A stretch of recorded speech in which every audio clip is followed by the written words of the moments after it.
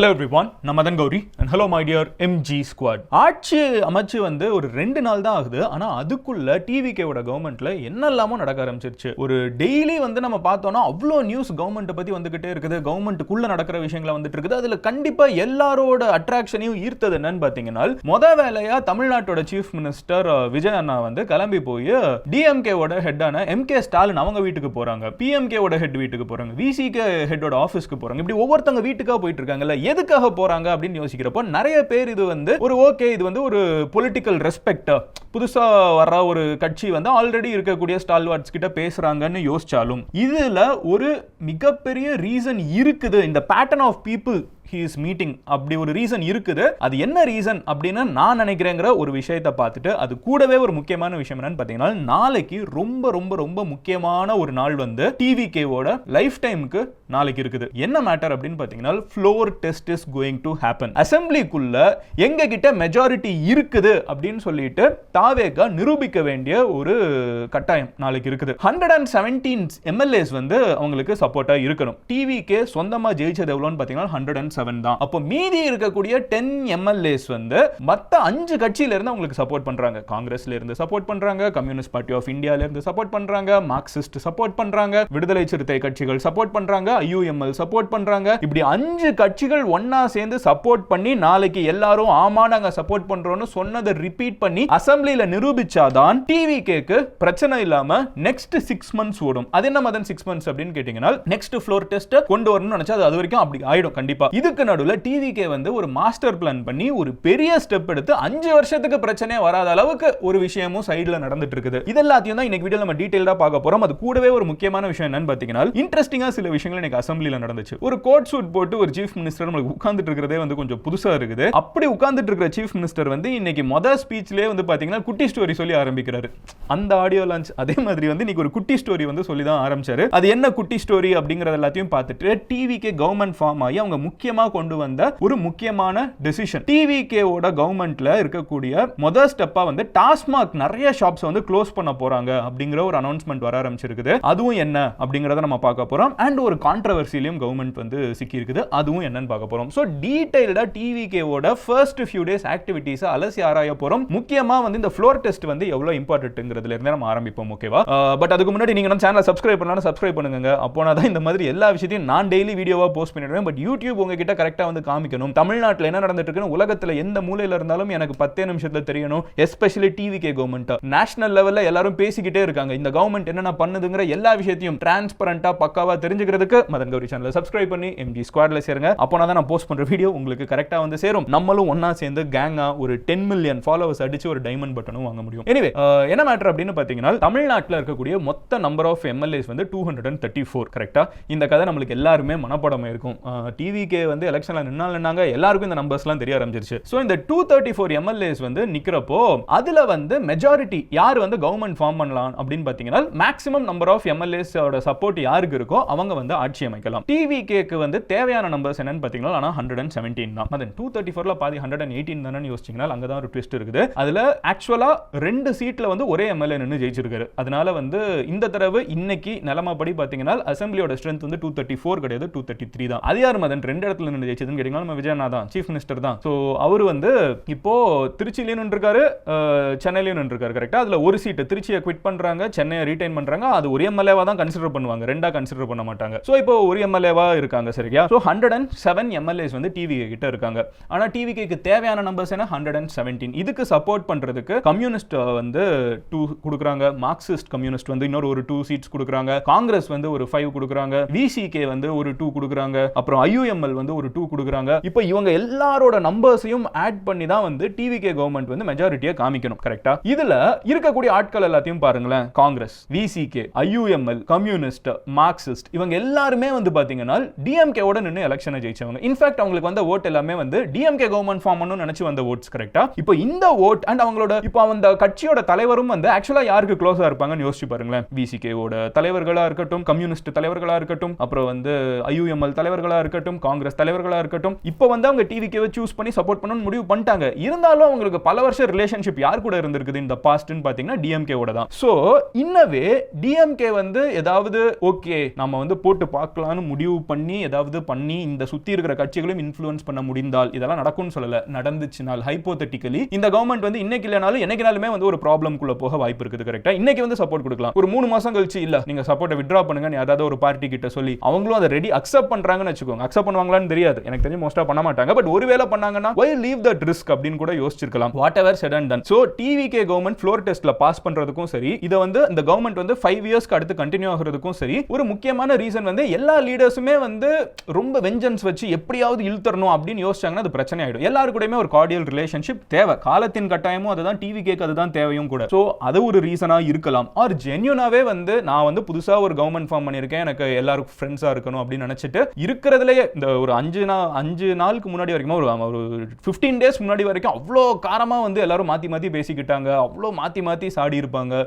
எல்லாமே பேசினாலும் இந்த கவர்மெண்ட் ரன் ஆகிறதுக்கு எல்லாருமே வந்து அமிக்கபிளா இருக்கணுங்கிறது காலத்தின் கட்டாயம் சிச்சுவேஷன். சோ அது ரீசனா இருக்கலாம். ஆர் உண்மையிலே ஜென்யூன் ரெஸ்பெக்டாவும் இருக்கலாம். அது என்னங்கிறது வந்து கண்டிப்பா அதுக்கு பின்னாடி இருக்கக்கூடிய டீமுக்கும் விஜயனாக்கு அவங்களுக்கு மட்டும் தான் தெரியும். But what ever said and ton பார்க்கிறதுக்கு சூப்பரா இருந்துச்சு and it is very very welcome move. So என்ன நடக்குதுன்னு பாத்தீங்கன்னா நேத்திக்கு வந்து அசெம்பிளி போயிட்டு இருந்த டயத்திலே வந்து பாத்தீங்கன்னா கிளம்பி போய் X chief minister MK. Stalin அவங்களோட வீட்டுக்குள்ள போறாங்க. போறப்பவே பாத்தீங்கன்னா எதிர்க்கட்சி தலைவர் உதயநிதி ஸ்டாலின் வந்து வீட்டை அவங்க பையன் இல்ல, சோ வீட்டை வெல்கம் பண்றப்பமே அவங்க தான் வெளியே இருக்காங்க. சிஎம் போறாரு, எதிர்க்கட்சி தலைவர் கட்டி பிடிக்கிறாரு, வீட்டுக்குள்ள கூப்பிட்டு போறாங்க. எக்ஸ் சிஎம்மும் கரண்ட் சிஎம்மும் எம்.கே. ஸ்டாலின் அவர்களும் இப்போ விஜயண்ணா அவங்க ரெண்டு பேருமே கை கோர்த்து ரூம்குள்ள போகிற மாதிரி அவங்க அந்த இடத்துக்குள்ள உட்கார்ந்து பேசுற மாதிரி இருக்கிற விஷயமா இருக்கட்டும் பார்க்கிறதுக்கு ரொம்ப ப்ளீசிங்கா இருக்குது. அதுக்கப்புறம் பாத்தீங்கன்னா வைகோ எம்டிஎம்கே அவங்கள போய் மீட் பண்றாங்க. அன்புமணி ராமதாஸ் பிஎம்கேவோட பிரசிடென்ட் அவங்க வீட்டுக்கு போய் மீட் பண்றாங்க. சீமான் என்டிகே ஹெட் அவங்க வீட்டுக்கு போறாங்க.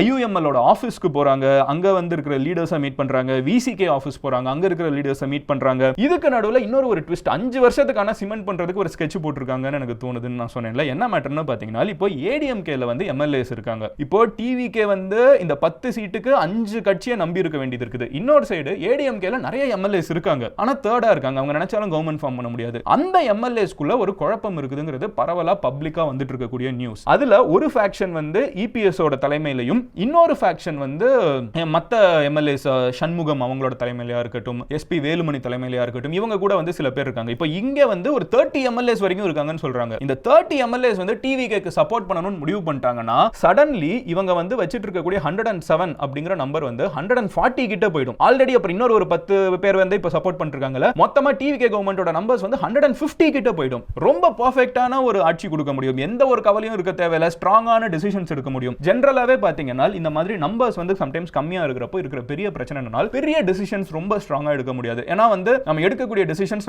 நம்மளுக்கு செட் ஆனா மட்டும் பத்தாது, நம்மள சுத்தி இருக்கக்கூடிய எல்லா சப்போர்ட் கொடுக்கக்கூடிய கட்சிகளுக்கும் ஓகேவா இருக்கணும். அவங்க ஓகே இல்லன்னு லைட்டா நகர்ந்தாங்கன்னா இந்த சேர்ல வந்து ஒரு காலை உருவன மாதிரி கீழே விழுந்துரும். இப்போ என்ன பண்றாங்கன்னு பாத்தீங்கன்னா அதுக்கு கீழே பல கால்களை வச்சு அசைக்க முடியாத அளவுக்கு ஒரு கட்டையில மேல உட்கார வைக்கிற மாதிரி வந்து ஸ்ட்ராங்கா பேஸ்மென்ட் போடுறாங்க. சோ ஏடிஎம்கேல இருக்கிற நிறைய எம்எல்ஏஸ் வந்து டிவிகேக்கு நாளைக்கு ஃப்ளோர்ல வந்து சப்போர்ட் பண்ண வாய்ப்பு இருக்குது அப்படிங்கிற மாதிரியும் நியூஸ் போயிட்டு இருக்குது. we have to wait and see what's going to happen. So இது எல்லாமே நடந்துட்டு இருக்குது. இதுக்கு நடுவுல தான் பாத்தீங்கன்னா இன்னைக்கு அசெம்பிளியும் நடக்குது. அசெம்பிளில பாத்தீங்கன்னா ஒரு இன்ட்ரெஸ்டிங்கான ஒரு விஷயம், விஜய் அண்ணா வந்து சீஃப் மினிஸ்டர் வந்து என்ன முதலமைச்சர் விஜய் அப்படின்னு சொல்லவா, இல்ல விஜய் அண்ணா நான் சொல்லிக்கிறேன். அவங்க வந்து ஆக்டரா இருக்கிறப்போ நான் என்ன சொன்னேனோ அதுதான் அவங்க எலெக்ஷன்ல கண்டெஸ்ட் பண்றப்பவும் சொன்னேன். இப்போ அவங்க சிஎம் ஆயிட்டாங்க, ஆனா விஜய் அண்ணா தானே, சோ அதனால நான் அப்படியே கண்டினியூ பண்ணிக்கிறேன். பட் எனிவே அவங்க வந்து ஒரு குட்டி ஸ்டோரி சொல்றாங்க. அது அவங்க இன்னைக்கு வந்து இவங்களை எலெக்ட் பண்ணி உட்கார வைக்கிறாங்க, அந்த ஸ்பீக்கர் நடுவுல ஓகே வந்து வெல்லுல உட்கார வைக்கிறாங்க. அப்போ வந்து அதுல ஒரு செரிமனி இருக்குது. எதிர்க்கட்சி தலைவர் ஆளுங்கட்சியில இருக்கிற லீடர்ஸ் எல்லாரும் ஒண்ணா அவரை கூப்பிட்டுட்டு போய் மேல உட்கார வைக்கணும். அப்போ வந்து அது முடிஞ்ச உடனே விஜய் அண்ணா வந்து பேசுறாங்க. இதுக்கு வந்து ஒரு ஸ்டோரி இருக்குது. பிரிட்டிஷ் காலகட்டத்தில் பார்லிமெண்ட் இருக்குது, மன்னராட்சி இருக்குது. அதாவது மன்னராட்சிக்குள்ளே வந்து பார்லிமெண்ட் இருக்கும். அந்த பார்லிமெண்ட்ல வந்து எடுக்கக்கூடிய டெசிஷன்ஸ் வந்து சம்டைம்ஸ் மன்னர் சொன்னதுக்கு முரணா இருக்கும். மன்னர் வந்து ஒன்னு சொல்லுவாரு, ஆனா பார்லிமெண்ட் வந்து அது வேணாம் அப்படின்னு சொல்லி சொல்லுவாங்க, இல்ல வேணும் அப்படின்னு சொல்லி சொல்லுவாங்க. மன்னரை வந்து பேசிக்கா பார்லிமெண்ட் வந்து சூப்பர் சீட் பண்ணி அஃபண்ட் கூட பண்ணிருக்குது. இப்போ பார்லிமெண்ட் எடுக்கிற டெசிஷன் நடுவுல இருக்கிற ஸ்பீக்கர் தான் போய் மன்னர் கிட்ட சொல்லணும். மன்னர்கள் வந்து சம்டைம்ஸ் கடுப்பாகி பார்லிமெண்ட்ல என்ன இப்படி எல்லாம் பேசுறாங்கன்னு சொல்லிட்டு இந்த செய்தியை கொண்டு வந்த ஸ்பீக்கர் இருப்பாங்கல்ல, நியூஸை கொண்டு வந்து பார்லிமெண்ட் இதை அக்செப்ட் பண்ணிட்டாங்க தல, இல்ல பார்லிமெண்ட் வந்து இதை ரிஜெக்ட் பண்ணிட்டாங்க ராஜா, இப்படி சொல்லக்கூடிய ஸ்பீக்கர்ஸை வந்து தண்டிச்சிருக்காங்க, வாழ்நாள் ஃபுல்லா சிறையில போட்டிருக்காங்க, சில டைம்ஸ் வந்து மரண தண்டனை கூட கொடுத்திருக்காங்க. தலை போயிருக்குது, துண்டிக்கப்பட்டிருக்குது ஓகேவா இந்த பாஸ்ட். சோ அதனால அங்க இருக்கிற ஒரு வழக்கம் என்ன அப்படின்னு பாத்தீங்கன்னா இந்த ஸ்பீக்கர் பதவி யாருமே இஷ்டப்பட மாட்டாங்க, எல்லாரும் பயந்து ஓடுவாங்க ஸ்பீக்கர் பதவி கிடைச்சிருச்சுன்னா ஐயோ இங்க ஏதாவது தப்பா டெசிஷன் எடுத்து, அதாவது இங்க ஏதாவது டெசிஷன் ரிஜெக்ட் பண்ணிட்டு ராஜா கிட்ட போய் கொடுத்து ராஜா வந்து நம்ம தலையை போட்டாருன்னா என்ன பண்ணு ஒரு பயம் இருக்கும். இப்போ அந்த மாதிரி ஒரு பயம் இருக்கிறப்போ ஸ்பீக்கர் வந்து ரிலக்டன்ட்டா இருப்பாங்க. they are not eager about sitting in the center. So அப்படி இருக்கிற நிலைமையில வந்து அப்போசிஷன் லீடர் சரி, ஆளுங்கட்சியா சரி, எல்லாருமே ஒண்ணா சேர்ந்து அவரை போய் உட்கார வைக்கிறோம், ஓடாம போய் உட்கார வைக்கிற மாதிரி ஒரு சிம்பாலிக்கான ஒரு செரிமனி அது அப்படின்னு சொல்லிட்டு இங்க வந்து அப்படி சொன்னாங்க. அது ஒரு இன்ட்ரெஸ்டிங்கான ஒரு பாயிண்டா இருந்துச்சு. ஐ மீன் ஐ லைக் தீஸ் டிட்பிட்ஸ். நம்ம சேனல்ல பாக்குற நிறைய பேருக்கு வந்து இந்த ஹிஸ்டரி, மென்ஷன், மிஸ்ட்ரி இந்த மாதிரி ரெஃபரன்சஸ்லாம் இருந்தா பிடிக்கும்ல, அது பார்க்க உண்மையிலே நல்லா ஃபன்னா இருந்துச்சு. சோ அது கூடவே இன்னொன்னு அவங்க பேசுறப்போ என்ன சொல்றாங்க அப்படின்னு பாத்தீங்கன்னா, இங்க வந்து சில கட்சிகள் வந்து ஒரே ஒரு எம்எல்ஏ கூட வச்சிருக்காங்க. ஃபார் எக்ஸாம்பிள் பிஜேபி வந்து ஒரே ஒரு எம்எல்ஏ வச்சிருக்காங்க தமிழ்நாட்டுல. ஏஎம்எம்கே டிடி விதிநகரன் அவங்களோட கட்சி வந்து ஒரே ஒரு எம்எல்ஏ வச்சிருக்காங்க. இந்த மாதிரி ஒரு எம்எல்ஏ இருக்கிற பார்ட்டிஸ் வந்து யோசிக்க வேணாம், இங்க எப்படி டிவிகேல இருக்கிற ஒரு எம்எல்ஏக்கு என்ன மரியாதை கொடுக்கப்படுமோ அதே மரியாதையும் அதே இம்பார்ட்டன்ஸும் வந்து ஒரு எம்எல்ஏ வச்சிருக்கக்கூடிய கட்சிகளுக்கும் கொடுக்கப்படும் அப்படின்னு சொன்னாங்க. It's a welcome move. So இந்த மாதிரி இட் வாஸ் இது இன்னைக்கு வந்து பெருசா கிளாஷ் ஃபைட் அப்படியே வந்து முத நாள் வந்து எடிட் போட்டுட்டு இருந்தாங்க. இவங்க பாருங்க இங்க திரும்பல, அவங்க பாருங்க அங்க முறைக்கல, அந்த அளவுக்குலாம் இல்ல. It was good. பொலிட்டிக்கலா நம்ம வந்து பாக்குறப்போ ஒரு நல்ல ரிலேஷன்ஷிப் இருக்குது எல்லாருக்குள்ளேயும்ங்கிற மாதிரி தான் விஷுவலா இருந்துச்சு. And it is a very good move. ஏன்னா அப்படி இருந்தா தான் கவர்மெண்ட் வந்து நல்லா ரன் பண்ண முடியும். உண்மையிலே ஒரு நல்ல பாசிட்டிவான ஒரு பில் வருது, பாஸ் பண்ணனும்னா எல்லாரோட சப்போர்ட்டும் தேவை. எஸ்பெஷலி இந்த கவர்மெண்ட்டுக்கு அது நடக்கணும். சோ அது எல்லாமே வந்து லுக் குட். இப்படி இருக்கிறப்ப தான் ஒரு நியூஸ் வந்து பரவலா எல்லா இடத்துலயும் போயிட்டு இருக்குது. தமிழ்நாட்டுல இந்த ஸ்கூல்ஸ், காலேஜஸ், இந்த மாதிரி எஜுகேஷனல் இன்ஸ்டிடியூஷன்ஸ், அப்புறம் வந்து ரிலீஜியஸ் இன்ஸ்டிடியூஷன்ஸ், கோவில், சர்ச் இந்த மாதிரி இருக்கக்கூடிய இடங்களை சுத்தி இருக்கக்கூடிய டாஸ்மாக் கடைகள், அதாவது சரக்கு கடை, ஓகேவா? ஐ மீன் சரக்குனா நம்ம தமிழ்நாட்டுல நிறைய பேர் மலேசியால சரக்குனா வேற, சிங்கப்பூர்ல வேற யோசிப்பாங்க. ஆக்சுவலா ஆல்கஹால் ஷாப்ஸ், ஓகேவா? சோ இந்த ஆல்கஹால் ஷாப்ஸ் வந்து தமிழ்நாட்டுல வந்து டாஸ்மாக் அப்படின்னு கவர்மெண்ட் தான் விற்கும். எல்லாரும் விற்க முடியாது, மெஜாரிட்டி கவர்மெண்ட் தான் விற்கும். சோ இந்த கவர்மெண்ட் விற்கக்கூடிய கடைகள் வந்து நிறைய ஸ்கூல்ஸ் கிட்ட, ரிலீஜியஸ் பிளேசஸ் கிட்ட இருக்கிறது எல்லாத்தையும் மூடுறது வந்து ரொம்ப வருஷம் ரெக்வெஸ்டா இருக்குது. நிறைய கவர்மெண்ட்ஸ் பண்ணியிருக்காங்க. ஆனா எல்லாமே கம்ப்ளீட்டா இம்ப்ளிமெண்ட் பண்ணப்படவில்லை, பெர்ஃபெக்ட்டா எல்லா இடத்துலயும் மூடப்படவில்லை. ஆனா இந்த தடவை மூடணும் அப்படின்னு சொல்லிட்டு கவர்மெண்ட் வந்து சொன்னது அது வந்து ரொம்ப பெரிய ஒரு விஷயமா பேசப்பட்டு இருக்குது. இன்னொரு விஷயம் என்ன அப்படின்னு பாத்தீங்கன்னா, டிவிகே பார்ட்டி வந்து ஒரு மூவ் பண்ணிருக்காங்க. தமிழ்நாட்டில் இருக்கக்கூடிய ஒரு ஜெனரலா முகம் சுளிக்க வைக்கிற ஒரு விஷயம் என்னன்னு பாத்தீங்கன்னா, இந்த எம்எல்ஏஸா இருக்கட்டும், கட்சியில இருக்கிறவங்களா இருக்கட்டும், பெரிய பெரிய ஃபிளெக்ஸ் போர்டு வைப்பாங்க. அண்ட் அந்த மாதிரி ஃபிளெக்ஸ் போர்டு வந்து டிவிகேவுமே வந்து எலெக்ஷன் ஜெயிச்சதுல இருந்தே நிறைய வர ஆரம்பிச்சிருச்சு. அந்த டயத்திலே பாத்தீங்கன்னா டிவிகேல இருக்கிற வர்ச்சுவல் வாரியர்ஸ், அதாவது இவ்வளவு நாள் கட்சியை சப்போர்ட் பண்ணி ஆட்சிக்கு கொண்டு வந்தவங்களே நிறைய பேர் வீடியோ எடுத்து இன்ஸ்டாகிராம்ல போட்டுட்டு இருந்தாங்க. இப்படி எல்லாம் இருக்கக்கூடாது, நம்ம சேஞ்சுக்கு ஓட் பண்ணிருக்கோம், இதை நம்ம மறுபடியும் அதே கல்ச்சருக்குள்ள போய் விழுகிற மாதிரி இருக்குது. ஏன் சென்னையில் அது இன்னும் சென்சிட்டிவான ஒரு விஷயம் பாத்தீங்கன்னா, சென்னையில மட்டும் இல்ல நிறைய இடத்துல இந்த மாதிரி வைக்கக்கூடிய பேனர்ஸ்க்கு வந்து பெருசா ப்ராப்பர் பெர்மிஷன் வாங்கி எல்லாம் வைக்கிறது கிடையாது. பெர்மிஷன் வாங்கினாலும் அது ப்ராப்பரா ஸ்ட்ரக்சரல் டெஸ்ட் எல்லாம் பண்றது கிடையாது. சும்மா கட்டையை வச்சு கட்டி வச்சிடுறது, எங்கேயாவது சொருவி வச்சிடுறது, இந்த மாதிரி ரோட்ல வச்சிருவாங்க. இதுக்கு முன்னாடி இந்த பாஸ்ட் உண்மையில நடந்த சோகமான விஷயம் என்னன்னு பாத்தீங்கன்னா, இந்த பேனர் கலண்டு விழுந்து இறந்து போயிருக்காங்க, ஆக்சிடென்ட்ஸ் நடந்திருக்குது, பல பேர் உயிர் போயிருக்குது, குழந்தைங்களோட உயிர் போயிருக்குது, ஆட்டோ மேல விழுந்து ஆட்டோ கவுந்து இருக்குது. இந்த மாதிரி நிறைய பிரச்சனைகள் இந்த பேனர்ஸ்னால நடந்திருக்குது. அப்புறம் வந்து ஒரு ஊரோட அஸ்தட்டிக்கை வந்து இது பயங்கரமா கெடுத்து விட்டுரும். ஒருத்தன் ரோட்ல போறப்போ நம்ம என்ன அரசியல் தலைவர்களை பார்க்க நினைப்போமா, இல்ல ஸ்கையை என்ஜாய் பண்ணணும்னு நினைப்போமா, இல்ல பில்டிங்ஸ் என்ஜாய் பண்ணணும்னு நினைப்போமா? இட் டசன்ட் லுக் குட், கரெக்ட்டா? அப்படி இருக்கிறப்போ இது வந்து கூடாதுன்னு சொல்லி நிறைய பேர் இன்ஸ்டாகிராம்ல போட்டுருந்தாங்க. ஆக்சுவலா டிவிகே சைடுல இருந்து அதுக்கு ரெஸ்பான்ஸ் வந்திருக்குது. நான் எக்ஸ்பெக்ட் பண்ணல, பட் டிவிகே சைடுல இருந்து உடனே ரெஸ்பாண்ட் பண்ணி இந்த மாதிரி யாரும் பண்ணக்கூடாதுன்னு அவங்க பார்ட்டியில இருக்கிற எல்லா இன்ஸ்ட்ரக்ஷன்ஸும் போய், அது போக யாராவது அப்படி பண்ணாங்கன்னா அவங்க சிவியரா தண்டிக்கப்படுவாங்கங்கிறதையுமே வந்து டிவிகேல இருந்து ஒரு அனௌன்ஸ்மெண்ட் போயிருக்குது. இப்படி எல்லாமே வந்து பேசிட்டு இருந்த நேரத்தில் ஒரு விஷயம் இன்னைக்கு காலையில நடந்தது, நிறைய ஜர்னலிஸ்ட் வந்து கண்டம் பண்ணி பேசியிருக்காங்க. and that is appointment of ஒரு ஆஸ்ட்ராலஜர். அவங்க வந்து ஒரு ஸ்பெஷல் ஆஃபீஸரா வந்து நியமிக்கப்பட்டிருக்காங்க.